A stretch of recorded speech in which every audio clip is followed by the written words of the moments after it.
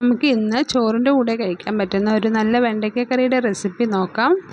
അതിനുവേണ്ടി ഒരു ചട്ടി അടുപ്പത്ത് വെച്ച് ചൂടായി വരുമ്പോൾ കുറച്ച് എണ്ണ ഒഴിച്ചു കൊടുക്കാം. എണ്ണ ചൂടായി വരുമ്പോൾ അതിലേക്ക് കുറച്ച് ഉലുവ ചേർത്ത് കൊടുക്കാം. ഉലുവ പൊട്ടി വരുമ്പോൾ കുറച്ച് കടുക് കൂടെ ചേർത്ത് പൊട്ടി വരുമ്പോൾ അതിലേക്ക് കുറച്ച് കുഞ്ഞുള്ളി 2-3 പച്ചമുളക് ചേർത്ത് നന്നായി ഒന്ന് വഴറ്റിയെടുക്കാം.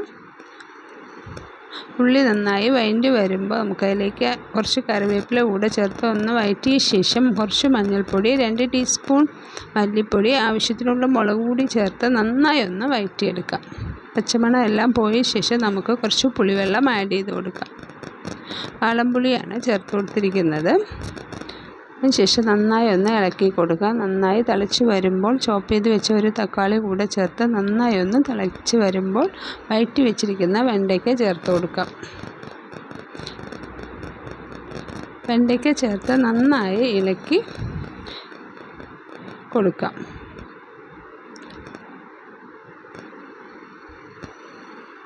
നന്നായി വെണ്ടയ്ക്ക ഒന്ന് വെന്ത് വന്നിട്ടുണ്ട്. അതിന് ശേഷം പുളിവെള്ളം പോരെങ്കിൽ കുറച്ച് പുളിവെള്ളവും ആവശ്യത്തിനുള്ള വെള്ളവും ഉപ്പും കൂടെ ചേർത്ത് നന്നായി ഒന്ന് വറ്റിച്ചെടുക്കാം. നന്നായി വറ്റി വരുമ്പോൾ തേങ്ങാപ്പാലൊന്ന് ചേർത്ത് കൊടുക്കാം. 1/4 പാൽ മാത്രമാണ് എടുത്തിരിക്കുന്നത്. ചെറിയ തിള വരുമ്പോൾ നമുക്ക് ഓഫ് ചെയ്ത് കൊടുക്കാം.